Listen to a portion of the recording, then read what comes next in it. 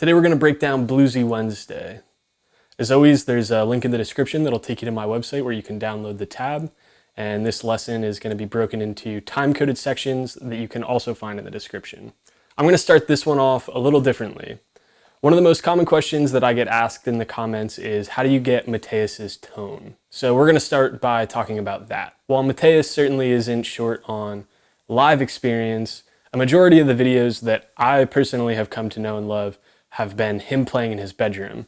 And sometimes playing in your bedroom doesn't lend itself to cranking up a tube amp and getting the tone, perfect. Luckily, amp modelers have come a long way. So we're gonna hop over into Logic, and I'm gonna talk just briefly about the amp modeler that I use. So here we are in Logic. You can see I'm recording my voiceover on channel 2, and on channel 1 I have my guitar plugged in.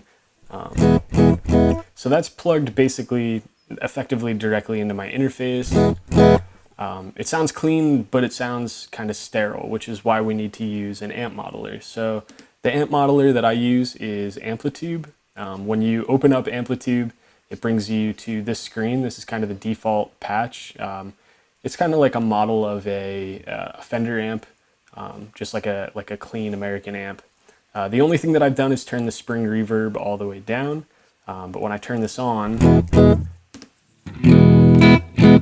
it already sounds like we're plugged into an amp. Our tone's about halfway there. So now that the amp is out of the way, let's move on to effects. So there are two different specific effects that I attribute to Mateus's playing. The first is compression. In today's video, to take care of the compression, I'm using the Strymon Compadre. So compression is useful for a variety of reasons. In this lick, Mateus finger picks, and he also uses a pick. So there's both a tonal and volume difference within finger picking and picking. So if you want the tonal difference, but you want a consistent volume, a compressor is a good tool to have. Compressors are also great for sustain. So when Mateus does this little thing,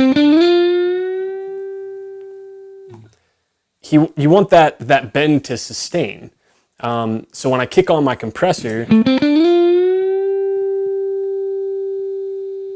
that note will sustain a lot longer with a compressor than it will without. So the downside to compressors is that when you want there to be a volume difference, for example, when he does this, you don't really have control over that anymore. So fortunately, the Compadre has a boost on it. So you can kick that on and you'll get that little bit of grit that you're looking for. On top of that, this pedal also has MIDI ports. So you can save up to 300 presets that are available at your toe tips. That's a solid pedal. The Compadre will be available May 11th, and there's a link in my description where you can buy one. So the other effect would be reverb. The reverb pedal that I'm using today is the Source Audio Ventris. This is another pedal that is super versatile. There are tons of demos on it. These are the settings that I'm using today. I could talk an hour and a half about this pedal, but I'm just gonna leave it at that. There's a link in my description to buy this pedal as well. Now that we have the tone, let's get into section 1.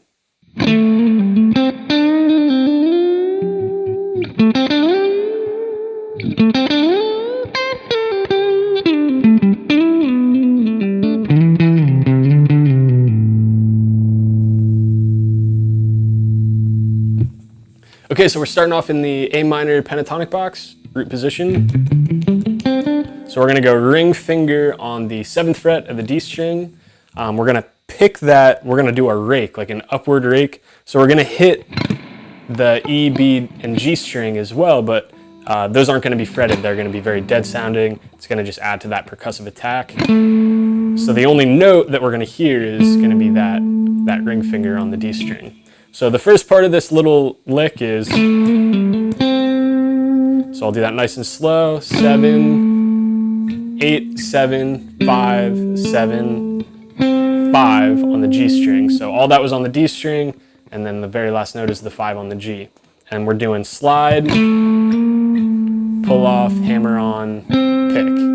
The next part of the lick, we're gonna do a little bit of a half bend on the G string. So I'm half bending, slide up to the 8, back down to the 7, pull off to the 5, hammer back onto the 7. One more time. Right after I hammer that on, I'm gonna slide up to the 10th fret and do a full step bend. So the note that I'm trying to hit is that 12th fret. So what I would practice with your bends is bend, play the note, bend, play the note, and try to get those bends in tune.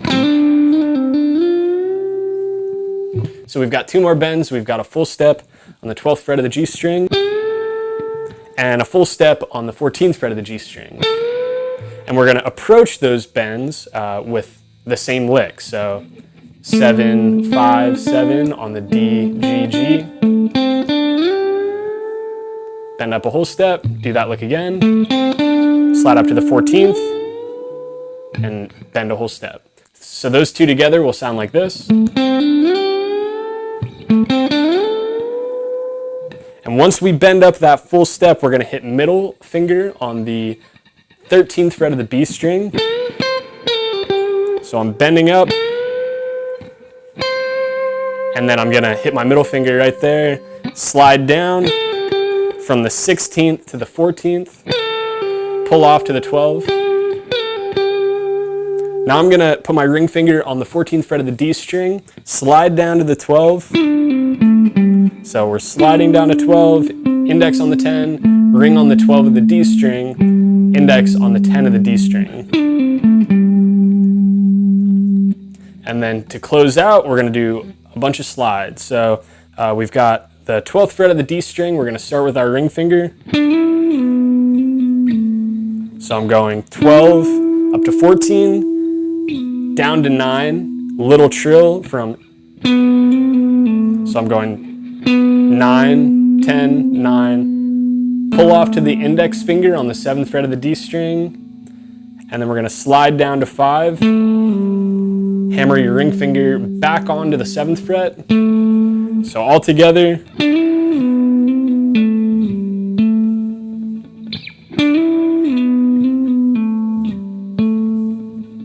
So to close out, we're going to put our index finger on the 5th fret of the A string and slide up to the 7th fret. Now we're going to slide down to the 3rd fret, up to the 5th fret, and then we do 3, 2, and pull off to open. So just a quick note, I'm sliding to the note and then I pick it, and I slide to the next note and then I pick it. So, and then once we get down to 3, 2, 1, it's all just slides and pull-offs. We're not doing anything with the right hand. I'll play the whole thing nice and slow.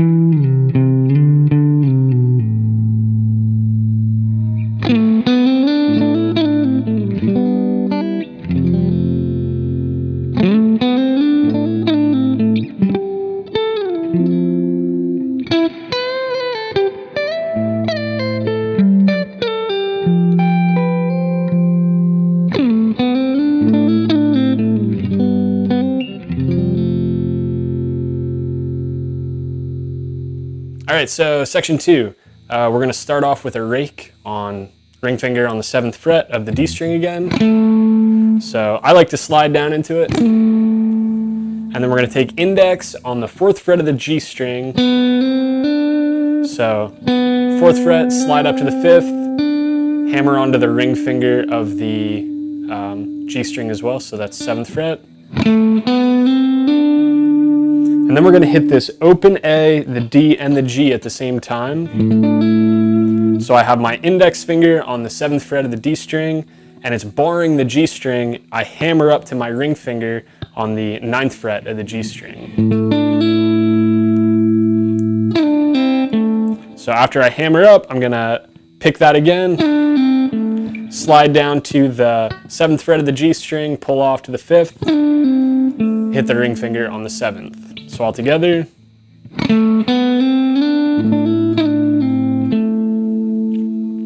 So the chords that I'm playing 4 times. This whole section is just a repetition of A minor, G, F.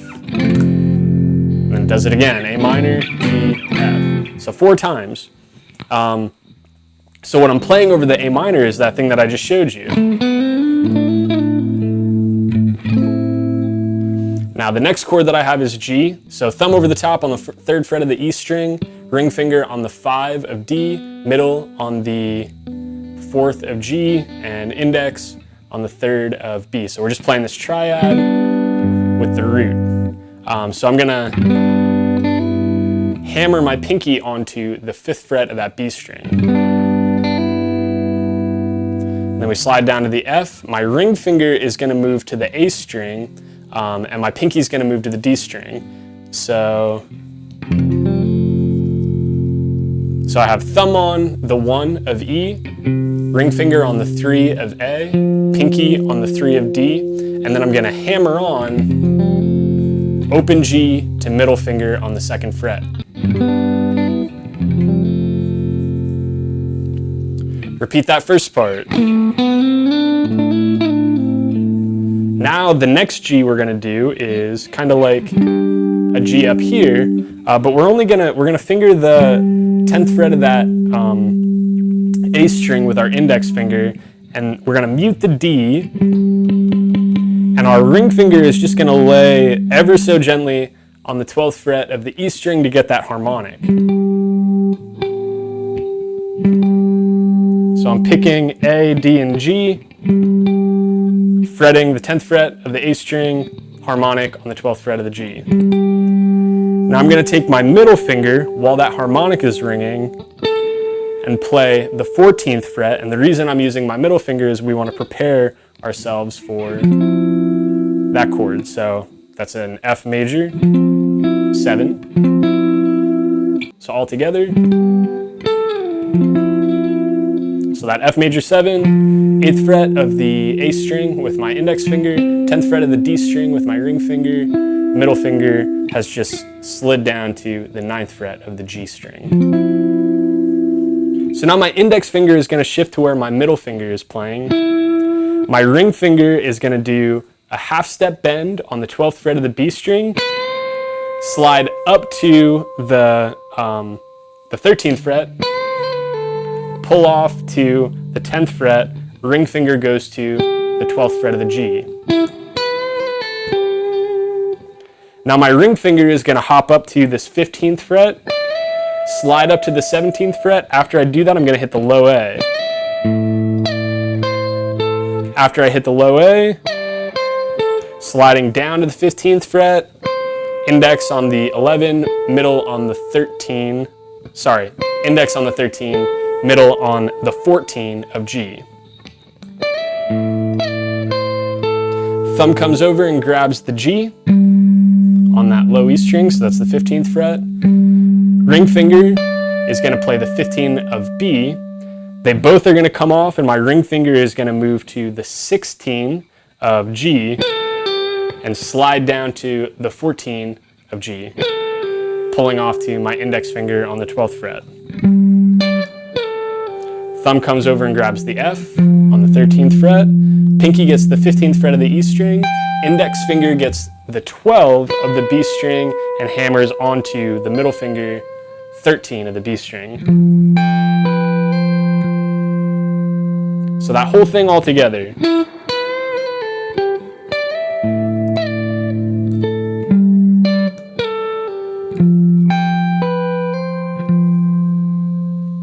Then we do the beginning again.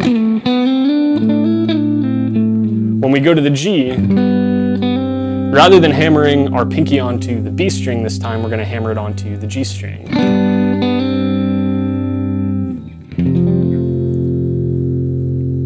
So I'll play this whole section nice and slow.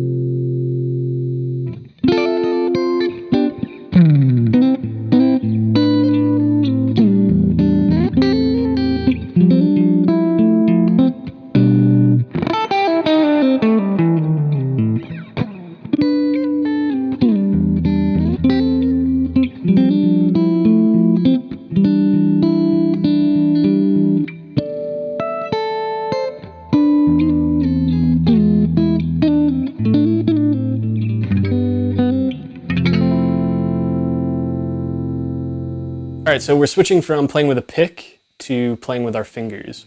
So Mateus kind of hides it. I think he hides it kind of in there, like between his index and middle finger.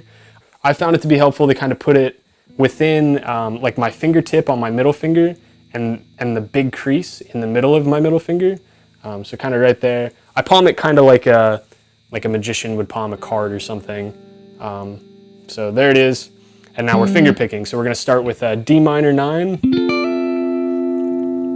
So that's index finger on the 10th fret of the D through E string, hammering up to our ring finger on the 12th fret. Then we're going to hit the middle finger on the 11th fret of the E string and pull it off to that index finger on the 10th fret. Then we're going to hit pinky on the 13, index on the 10. Now we're going to move on to like a G major triad inversion. So that's with the 3rd in the bass here. So I've got ring finger on the 9th fret of the D string, index finger on the 7th fret of the G string, middle finger on the 8th fret of the B string. And I'm just going to hit that low E, slide down with my middle finger. And then we have, so I'm taking my index finger, barring it on the 4th fret of the G and B string and sliding it up to the 5th. And in between each of those, I'm going to hit the open A string. Now we're going to pop up here.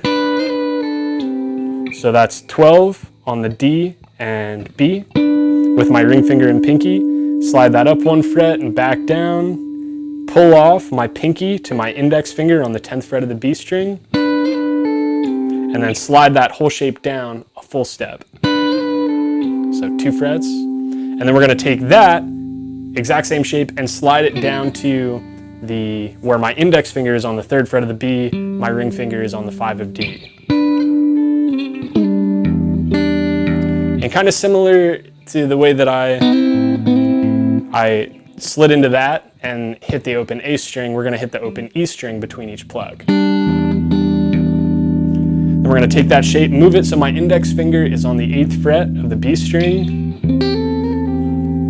And then I'm going to hammer my pinky onto the 10th fret of the B string, slide it up to the 11, back down to the 10, pull off to the 8, and then restrike that 10th fret of the D string. And I'm throwing in a bunch of open E strings with my thumb. Next, we're going to move on to an F major shape. So that's kind of a cool one. The pinky's got the root of the chord, so my pinky's on the 8th fret of the A string. My index is going to bar the 5th fret of the D, G, and B. And then my ring finger is going to hammer up to that 7th fret of the G string. When I hit the B string, after I hit the B string, my ring finger is going to move to the same fret, but to the D string. Then we're going to move to a G major shape. So middle finger on the 7th fret of the E string, index finger on the 5th fret of the D string, ring finger on the 7 of the G. We're going to pull that pick out from wherever we have been hiding it. I'm going to kick on my boost on my compadre, and we're going to do a nice pentatonic lick. So what's happening there? We're just running down like the A minor blues scale. So 5, 8, 5, 8, 7, 5. So and then we're gonna go. So that was 7, 5, 7, 6, 5, 3, open. Now what's happening there is the last strike of the pick is on that ring finger of the A string. So what I was able to do there is when I was doing all those slides and pull-offs, I was able to move the pick back to where I was hiding it. Right, ready to go. Then we're going to kick that boost back off and go back to what we already played. So we're going to slide from up top on the neck.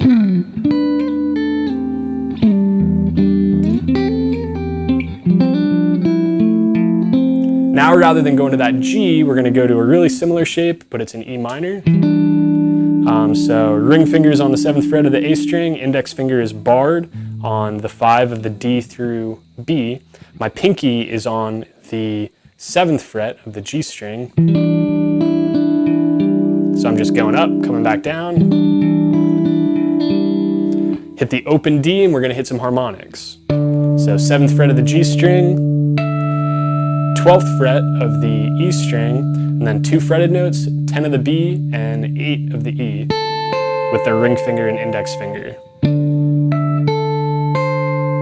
Now we're going to hit that low E, and we're going to go back to this 6th shape. So ring finger and pinky on the 12th fret of the D and B string, and now we're going to slide this all around. So 12, 13, 12, 10, 9, 6, pull the pinky off to the middle finger on the 5th fret. So that sounds like, so when I slide down to that 6, I'm going to pick that, and then also I'm going to pick when I pull my pinky off to that middle finger. So coming out of that, just hitting that blues note and that A pentatonic scale with the ring finger, so 8, 7, 5 on the G string, and then we're back to basically the first part of section 2. Switch back to the pick.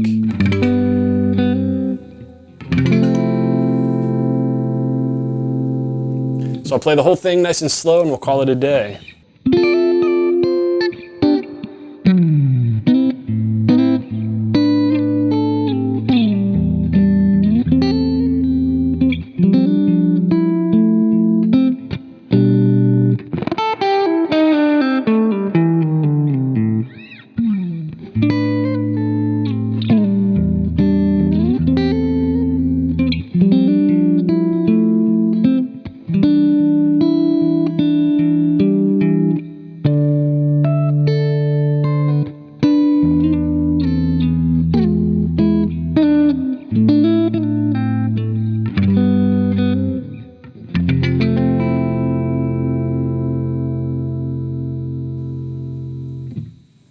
If you found this lesson to be helpful, be sure to give it a thumbs up and a comment. If you're interested in more videos pertaining to guitar-related theory, be sure to subscribe. Thanks for sticking around.